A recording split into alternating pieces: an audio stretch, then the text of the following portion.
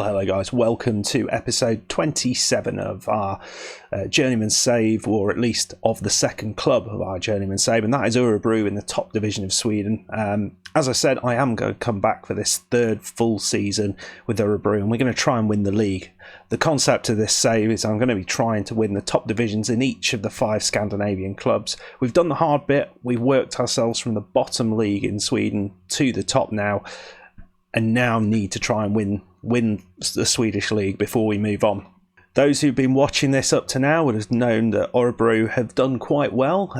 Last season we got to a cup final, didn't win it, bit annoyed, and we also got to a European or Euro Cup 2 knockout phases. So because Swedish division is sort of slightly weird in terms of when it's played, we've just done the closed season and we're coming back to do the knockout phases. We did the first half of the Swedish Cup, and we're coming back to do the group stages, and we're going to start with that today, with the group stages of the Swedish Cup. And I also want to talk you through some transfers. It's been yet another busy transfer season, closed season with Orebro, and let's have a look who we brought in and who we've let go. I can't remember last time exactly what I told you, so let's, first of all, before you look at that, don't look at that, released players. So, out of the club has gone Christian Trash. He was just that. He was not good enough. Poor signing on my half. Ollie Brawson, he was 23-year-old. Did he get many games? No, he was on loan. That's why I think I've got a Brawson in the other save. And Ceesay, he went in the end. Not good enough. So out as well, Eriksson, the right back, he was rubbish. Bush, who was a reasonable player, young. I didn't think he was going to make it. He's gone to Sirius. Hanesbo went on a free. He was another youngster. Binaku's probably the biggest one here who's left. He was our left back, and to be fair, he's probably the one we failed to replace very well. Someone I'm still looking for. We've let these two, Robert and surprisingly Colander, go on loan to Angelholms and Orandas in Denmark, I think. Now let's have a look at the players who've come in. I can't remember if I've covered any of these before, but some really good ones, I think. Ulf Fischer, he has signed permanently from wherever he came from. Where was he? He was Midtjylland. That's it. So we had him on loan for a season. He was absolutely fantastic for us. Really strong, really good player. I keep saying that. I keep thinking he's this amazing. He's a Dennis Wise type figure. That's it. He's not strong, but he's got bite. So so the other one you'll see there is Ingarsson, the Icelandic striker, young striker, did amazing for us on loan for 2 seasons on the trot. We've signed him in permanently. I think that's a great signing as well. So happy with that. So let's have a look at the other players. This player here, I think we'll have a look at what he can do rather than just looking at the pop-up there. So this is a Linear. He is a player that we've got to cover the wings. I think he's better than what cover we had previously in the likes of Ceesay. So he can play at this side here, and he can also play on this side here. He's right-footed, but he is capable of going on both sides. So as you can see, decent dribbling, decent first touch, crossing, and long shots. Well, we don't really care about long shots anyway, but he's fast, and you know how I like a pacey winger. I think he's going to be pretty good. He's pissed off already because I wasn't able to, and this is the problem, I wasn't able to put him into the European squad because we brought in a bunch of players. There's only so many of those who I can only, because we're halfway through the European season, the European competition, we can only then change 3 of our players. So I've only been able to add 3 of these. I think Fischer and Ingarsson were already in, but for example, I wasn't able to add Hoj, who was another player who we had on loan last season. Great player on the right side. Really happy with him. did really well for us in the second half of last season. Yeah, I wasn't able to add him or Linear into the squad. So you can see we've got a bunch of other players on free transfer. We haven't spent our entire wage budget, transfer budget. We're pretty much there on wage budget though. So the only person I'm going to look to bring in maybe is a left back. So we have upgraded our goalkeeper, and we have gone again to Africa. Africa is a fantastic continent for players for us at the minute. So I mean we've got a bunch of other African players in the side, and we are finding more. He is a lot better than Janssen, and he will be starting, and he's got potential to get even better. So very good all around. Good agility. We know that's important from some of the things I was saying before. Acceleration. I mean, is that? I mean, I suppose for a sweeper keeper that's important. Yeah. For a normal keeper, not so important. So anticipation, maybe that's something to work on. But he looks pretty good. And only 22 years old. 3 caps for Nigeria. Not bad. So then, because you've seen Colander has left, I felt we needed some backup there for Book, and actually we got better than backup. We got this lad Christian Cueva, the Crisp, who is a 33-year-old Peruvian. Now, you know, this is not what we do normally. We don't sign 33-year-olds. We're not. I don't know. I was going to come up with a witty quip, but there was not one to come up with, so you'll have to make do with a blank face. Right. So, but look at him, 4-star player, and for a player who is pretty old, 33 years old, he's got decent pace. I mean, what must he have been before? And his natural fitness is quite high, so that's not going to drop that quickly. But he's got great flair and great vision. This all excites me hugely. And look at that passing and technique. So he is going to be playing in that role there, the advanced midfielder role, which excites me again immensely. And then we've brought in a couple of other guys who to sort of build out the squad. Kylian Ledoux, who looks pretty good, 3-star player, Canadian. He looks like the sun shines from the centre of his head when I look at that picture. In terms of his stats, he's got all the important ones that you need technically. He doesn't have a lot else apart from that. You wouldn't want him shooting or taking free kicks or anything to do with the other end of the pitch, but he can head it, and he's got really good jumping reach, and he's bloody massive. Look at him, 196 centimetres. He's literally as tall as the Empire State Building. So that's pretty damn good. So I'm happy with him, and this guy is someone I bought as cover for that left back position. He's got great potential ability. 21-year-old Brazilian. Why the hell not? There might be problems relating to the number of foreign players I've got. I need to think about this. I'm not sure what the rules are. I can't remember the rules anymore. But he can play on that left side. And because we've got Binaku who's left, we've now got this lad who's come back in. Right then, we're going to go on to the first game of the season, which is, I will show you that. And also, I'm not sure you saw the draw for the Europa Cup. So we'll show you who we've got. As you can see here, this is who we've got in the group. We have Djurgardens, who are the key one to beat. Thankfully, we've got those at home.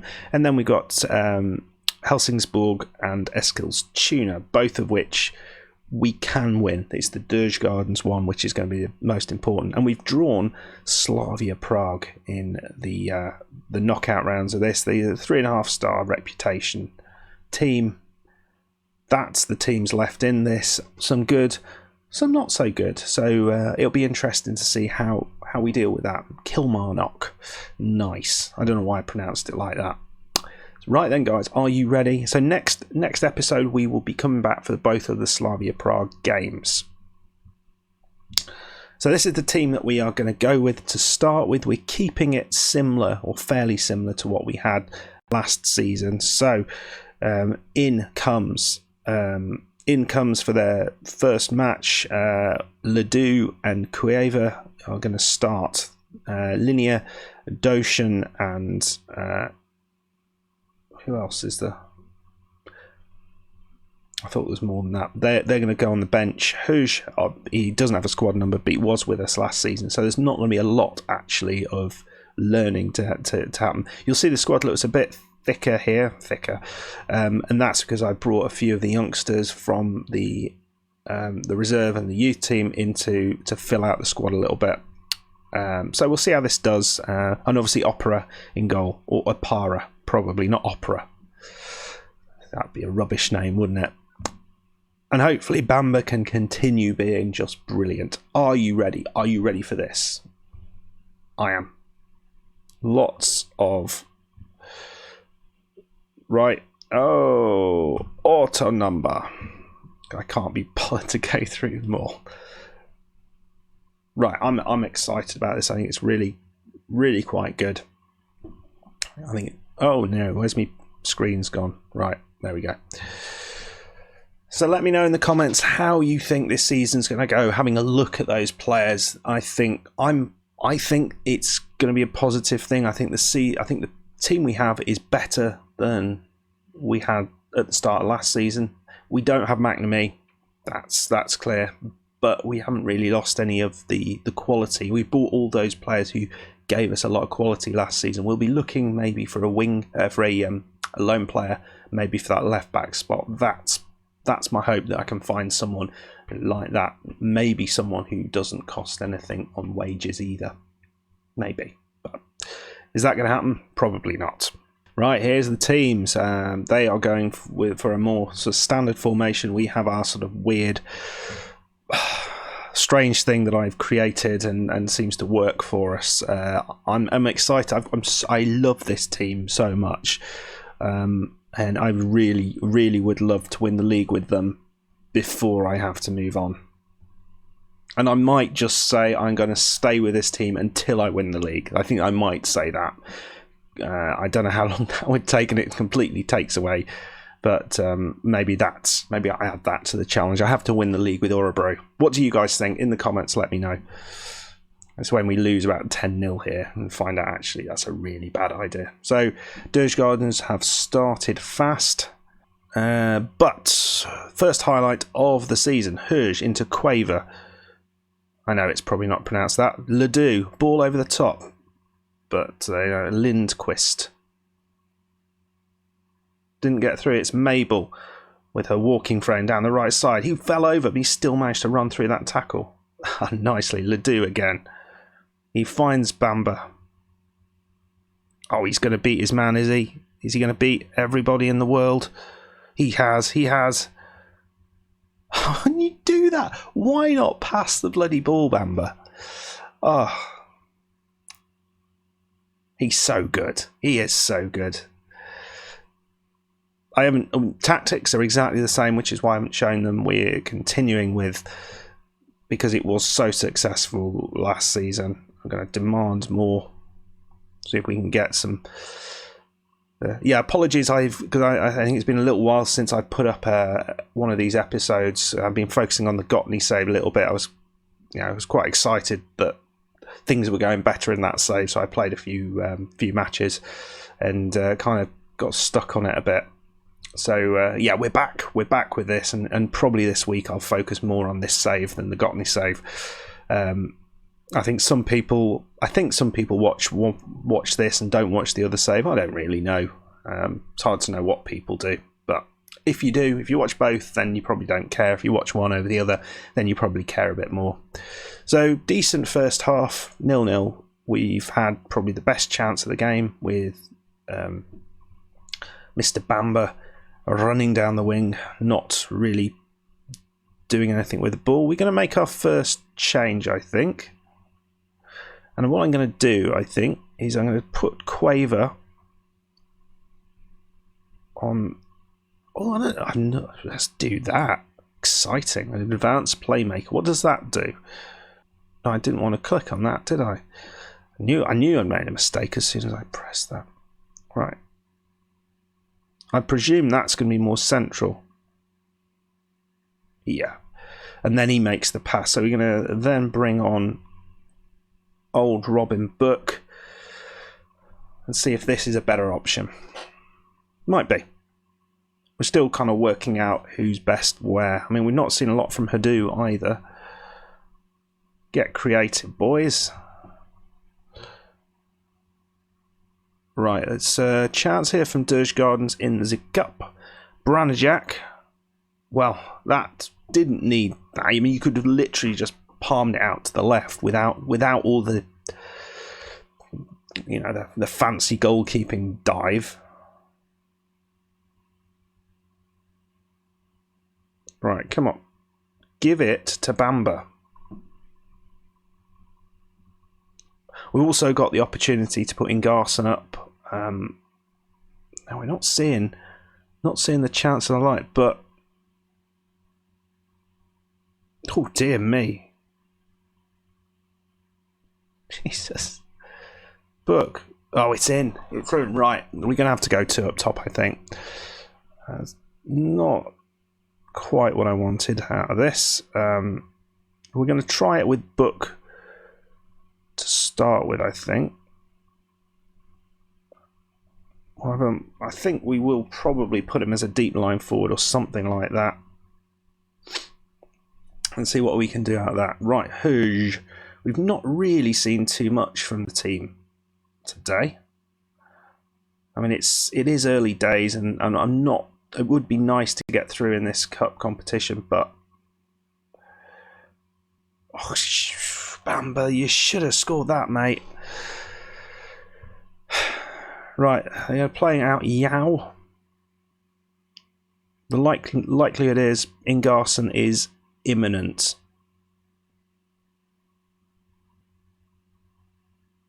That's a lovely ball over the top. Branajak. Opera palms it away.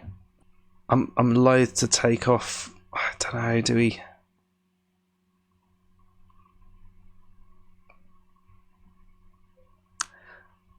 I don't really want to do this. What do we do?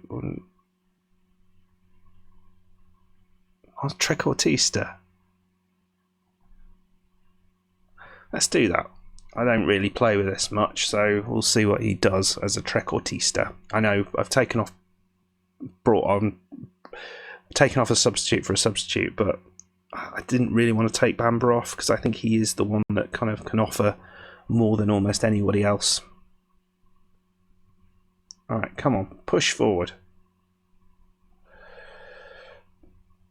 Oh, flipping. Just getting eaten alive here. Where's Fisher? Oh, he should be in there. Mabel. Landqvist. Oh, dear me, we're just not creating the chances now. Come on. I guess the other change I could make would have been Sumare for Hadu, but I haven't got. So I'll bring on Norlen, who is a good player and he can shoot. So maybe that's what we need, a few more shots. I'm almost thinking of clicking the shoot on sight button, as we seem incapable of doing anything like that. Ingarson, who is someone I've a huge amount of time for, he beats his man. Can he find?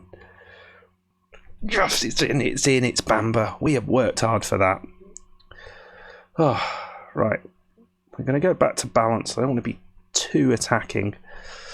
Now we've gotten back to 1-1. I mean, it would be nice to beat them, but I don't think we need to. Well, this is our home game, and oh crap! It fell straight to him. It fell bloody straight to the bloke.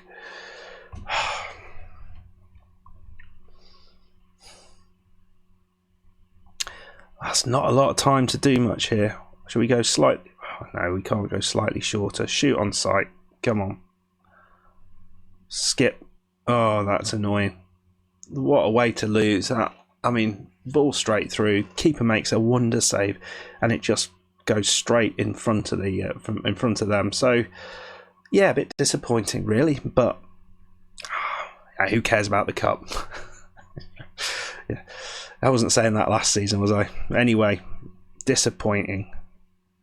The big game comes next, and that's the Sparta Prague game, and hopefully you guys will come along for that. As you say, we've got a few days to go.